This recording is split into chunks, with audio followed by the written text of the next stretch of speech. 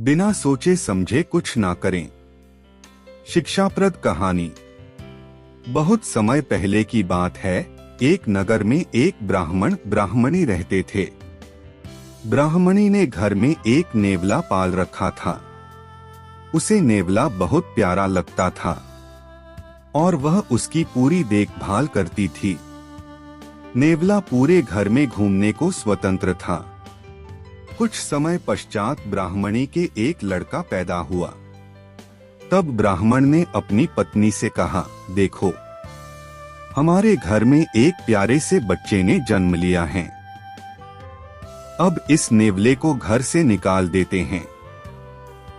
कहीं यह नेवला अपने बच्चे को नुकसान न पहुंचा दे।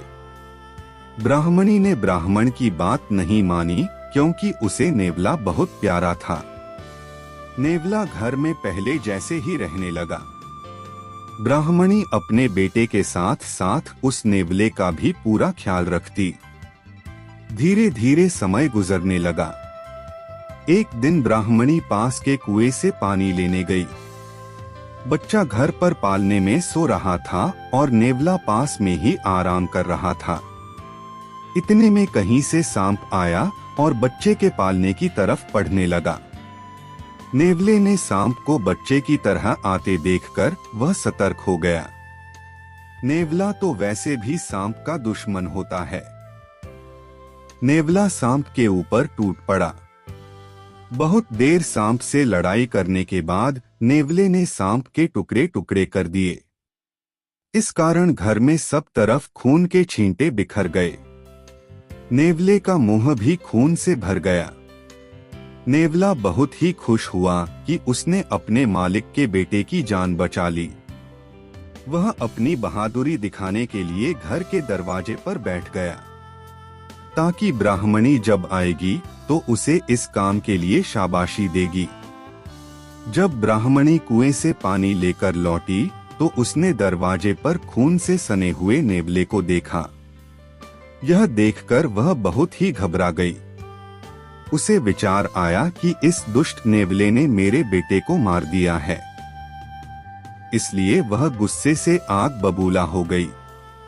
उसने अपने पानी से भरे हुए घड़े को नेवले के ऊपर जोर से पटक दिया। नेवला तुरंत ही मर गया। ब्राह्मणी रोती हुई घर के अंदर भागी। अंदर उसने देखा, बच्चा तो आराम से पालने में सो रहा था और पास में ही मरे हुए सांप के टुकड़े पड़े हुए थे। यह देखते ही उसे अपनी भूल मालूम हुई। ब्राह्मणी अब पछताने लगी कि नेवले के अच्छे काम के बदले मैंने उसकी जान ले ली। ब्राह्मण जब शाम को घर लौटा तो उसे सारी बात बताई। उसने ब्राह्मणी से कहा, बिना सोच विचारे जो काम किया जाता है उसका ऐसा ही परिणाम होता है।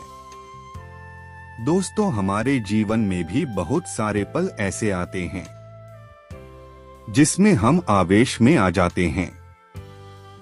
ऐसे में भावनाओं में बहे बगैर पहले सोचे समझे और फिर निर्णय लें, क्योंकि कुछ देर बाद जब हमें अपनी गलती का एहसास होता है तो फिर पछताने के अलावा कुछ हाथ नहीं लगता है।